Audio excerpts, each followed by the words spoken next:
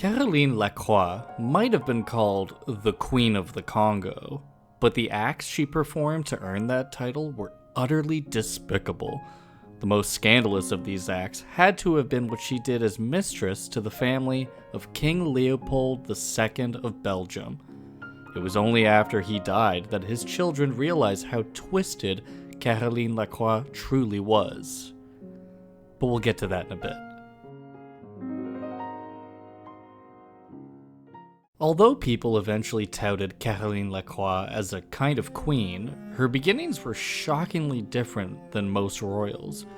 To begin with, she wasn't one. Far from it. Her father was likely a janitor in her native Romania, and she grew up without a penny to her name. As a young teenager, Caroline didn't have much. She did, however, have her looks. She reportedly possessed a beautiful complexion and skin, and was plump but graceful. Soon, Caroline was reportedly using her beauty to pick up men on the street for money. Over the months, Caroline made quite a name for herself. So much so, none other than King Leopold II of Belgium heard about her attractions and sought her out, requesting a secluded meeting with her. At the time, Caroline was 16 years old, and Leopold was 65. He was also married and had been using various mistresses and courtesans for years to help stroke his fragile ego. His nickname, after all, was Le Roi des Belges et Belles, or the King of Belgians and Beauties. Leopold's bedroom life wasn't the only thing that was infamous about him. Behind closed doors, he was absolutely brutal. Years before meeting Caroline, Leopold had acquired the Congo Free State in Africa as his own holdings, and was now reaping masses of money from the Congo's production of rubber. Monarchs owning colonies was nothing new, but Leopold managed to shock Europe with his cruelty. Not only was the Free Congo his personal colony, not Belgium's, Leopold was also notorious for his exploitation of his workers, who he forced into labor. If these men and women didn't reach their quotas, Leopold would mutilate them, often having their hands chopped off. Caroline's first meeting with Leopold was deeply disturbing. First, he set up a meeting with her without telling her who he was. Then, he had two of his aides sit on either side of Caroline and asked her questions while he sat across from her, all so she would display each side of her profile for his inspection. Caroline knew her admirer was powerful, but she didn't quite understand who she was talking to. In fact, Caroline initially got Belgium mixed up with Sweden and called Leopold His Majesty Oscar, the name of the current ruler of Sweden. Leopold obviously liked what he saw, though, because her comment only amused him. The Belgian king invited her over to Austria. The transactional nature of their relationship was painfully clear from the very start. The next day, he sent her a chunk of money along with empty trunks for all the clothes he was going to buy her on their tour, with funds, of course, that came from his nefarious dealings in the Congo. Everyone understood Leopold had many affairs in his life, but from the beginning, Caroline was different. Their intense age difference rightfully disgusted his citizens, and the papers immediately called Leopold lecherous. People also accused Caroline of taking advantage of a doddering Leopold who, they felt, clearly wasn't in his right mind. Journalists began tracking the couple's every move, with scandalous results. At the time, most kings had mistresses, but you were supposed to keep them in the shadows. Not so with Leopold and Caroline. To the shock of polite society, he paraded his French beauty around at fashionable upscale spas. Soon, rumors flew about detailing the various depraved ways Caroline provided the aging Leopold pleasure, with some whispering that she used mirrors and special equipment. Shortly after Caroline got with King Leopold, she got a big break. His estranged wife passed away in 1902, turning Caroline from side piece to chief mistress, with no other real rivals to her power. It sent their relationship into overdrive. Leopold even installed her in a house right across from his own mansion, complete with a pedestrian bridge connecting the two abodes. Caroline was sitting pretty now, but she was also hiding a scandalous secret.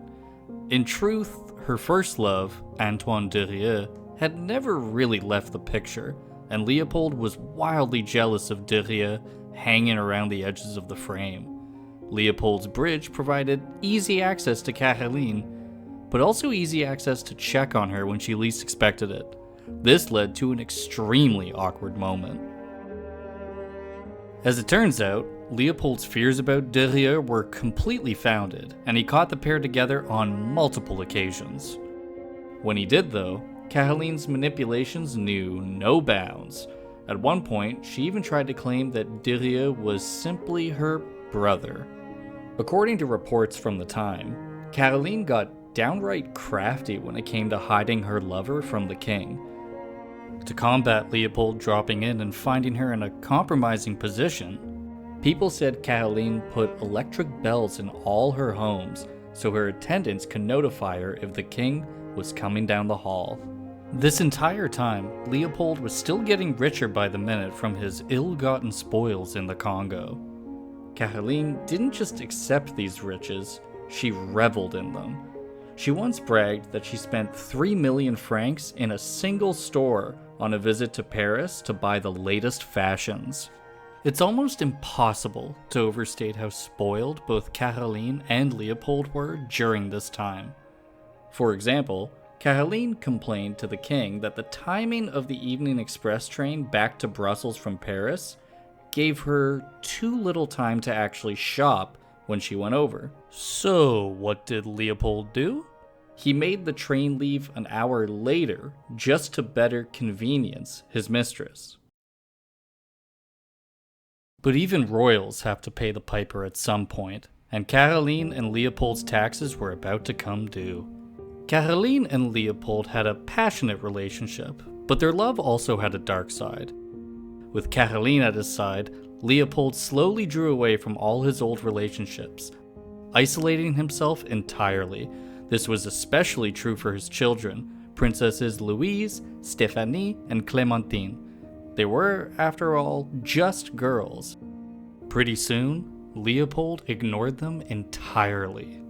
It didn't take long for the Belgian public to realize that Leopold's holdings in the Congo weren't benefiting the country as a whole. Just himself and his young mistress. Plus, it wasn't like Caroline and the king were subtle about how much money they spent on themselves.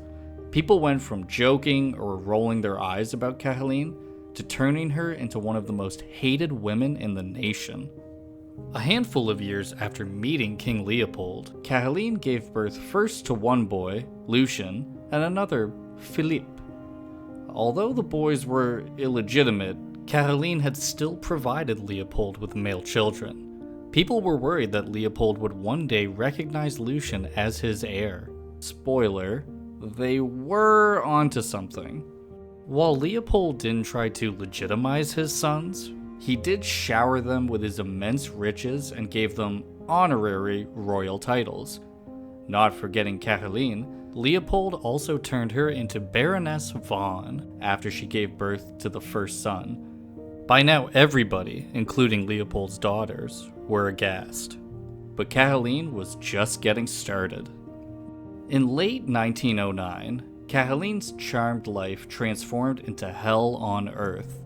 Leopold, who was 74 at the time, suffered a serious intestinal blockage. As he lay in agony, everyone could see that there was no hope for the monarch. Caroline rushed to be at his side, taking her 2 young sons with her, and it was then that she made the most scandalous decision of her life. As Leopold faded, he decided to turn Caroline from mistress into his full-blown wife. So, on December 12th, the pair of them married in a small religious ceremony, with Leopold's personal chaplain leading them through the motions. When people found out Caroline was now the wife of King Leopold II of Belgium, they obviously went wild with outrage. Caroline was Leopold's wife, yes, but here's the thing. She wasn't the queen, Because she and Leopold only had a religious ceremony and not a civil one, they weren't officially married under Belgian law. Still, it was a close call. If they had married in a civil ceremony, Caroline's eldest son would indeed have inherited the throne. Even as his sort of wife, Caroline had very few protections as Leopold lay dying. Her enemies made her pay for it. There were calls from the public to banish Caroline from Leopold's deathbed, and even though she was allowed to stay, she had to hide whenever a high-ranking visitor entered the room. In the wake of Leopold's failing health, his estranged daughters, Princesses Louise, Stéphanie, and Clémentine, descended upon Brussels in the hopes of staging a reconciliation. After all, Leopold did have truckloads of money to give away in his will, and they didn't want Caroline and her two sons to get it all. Caroline was about to fight back with everything she had. If the royal princesses thought it was going to be easy to mend fences with their father and his mistress, they were sorely disappointed.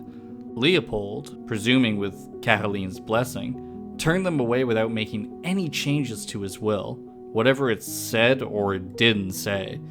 It was a crushing blow to Leopold's elder children, but they had no idea that more was coming. On December 17th, just 5 days after his sham marriage to Caroline, Leopold passed away. In the wake of the king's passing, everyone discovered just how much he'd left to his daughters in comparison to his sons and Caroline. The answer was shocking. Caroline and her family got almost everything, while the princesses got almost nothing. Because Leopold's massive holdings in the Congo counted as his own personal wealth, he could give it where he pleased, and it pleased him very much to give a big screw you to his daughters. The next months of Caroline's life were like a high-class heist movie. His eldest daughter, Princess Louise, went after Leopold's cash in any way she could. Well, Caroline struck back. First, she fled to Paris so that no one could touch her, and then she concocted an even more dastardly plan. Caroline wasn't content to get out of the country with the money she had on her already. She wanted Leopold's daughters to never see a cent of their father's personal fortune. While in Paris, she reportedly tore through one of Leopold's properties and took hold of his most important financial documents in order to get the upper hand in the courtroom. It proved to be a very lucrative idea.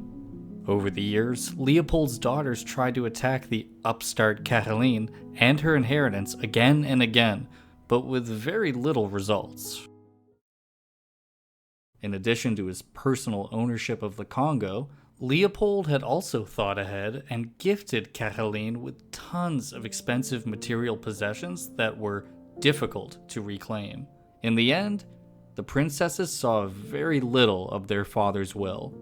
Nonetheless, they still got their revenge. Caroline was smart enough to come out on top in most of these power plays, but the princesses still had the influence of the throne behind them. At one point, the Belgian women even had Caroline's old estates in Brussels and France boarded up, refusing her entry to them if she tried. Seemingly all of Caroline's triumphant ups came together with horrific downs. In 1914, she went through a mother's worst nightmare. That year, her younger son Philippe perished just before his 7th birthday. The catastrophe threw Caroline completely off her axis. In many ways, it marked a turning point in her life, and her later years were that of a slow decline instead of scandal. Caroline Lacroix was equally both manipulated and a manipulator. After all, she spent a decade pleasing an old king in exchange for wealth that was soaked in the suffering of others. The Belgian people didn't forget this either. Even though she was never a royal, people began to call Caroline the Queen of the Congo, after her shadowy inheritance from King Leopold II. Caroline's later years were filled with the quiet comforts of the very rich. Minus a 1937 memoir, A Commoner Married a King, as told by Baroness de Vaughan to Paul Faure, she happily let the world turn without her scandal-making. Fittingly then, In 1948, and at the age of 64, she passed away quietly in the south of France. Caroline might have preened about giving Leopold 2 sons, but karma came for her anyway. Soon after he was born, doctors discovered that her younger son Philippe had a congenitally deformed hand. This eerily recalled Leopold's brutal punishment of chopping off the hands of his Congolese workers. The Belgians did not miss this coincidence. One cartoon even showed Leopold holding his son while surrounded by the bodies of his victims, with a caption that read, "Vengeance from on high." If you enjoyed this video, please give it a thumbs up. We'd really appreciate it. We also invite you to check out the companion article in the description below. If you want to see even more videos on historical figures, please subscribe to the channel.